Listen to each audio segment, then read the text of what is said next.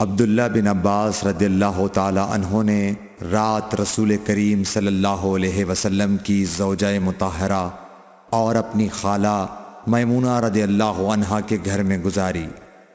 وہ فرماتے ہیں کہ میں تکیے کے عرض یعنی گوشے کی طرف لیٹ گیا اور رسول کریم صلی اللہ علیہ وسلم اور آپ کی اہلیہ نے معمول کے مطابق تکیے کی لمبائی پر سر رکھ کر آرام فرمایا۔ رسول اللہ صلی اللہ علیہ وسلم سوتے رہے اور جب آدھی رات ہو گئی یا اس سے کچھ پہلے یا اس کے کچھ بعد آپ بیدار ہوئے اور اپنے ہاتھوں سے اپنی نیند کو دور کرنے کے لیے آنکھیں ملنے لگے۔ پھر آپ نے سورہ آل عمران کی آخری 10 آیتیں پڑھیں۔ پھر ایک مشکیزے کے پاس جو چھت میں لٹکا ہوا تھا آپ کھڑے ہو گئے اور اس سے وضو کیا، خوب اچھی طرح، پھر کھڑے ہو کر نماز پڑھنے لگے۔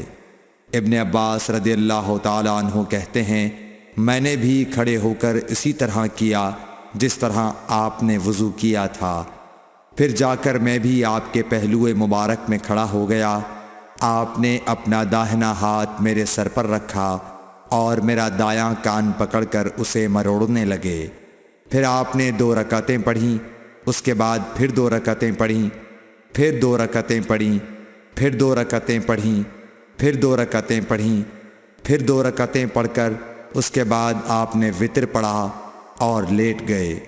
پھر جب مؤذن آپ کے پاس آیا تو آپ نے اٹھ کر 2 رکعت معمولی طور پر پڑھیں، پھر باہر تشریف لا کر صبح کی نماز پڑھی۔ صحیح بخاری حدیث نمبر 183۔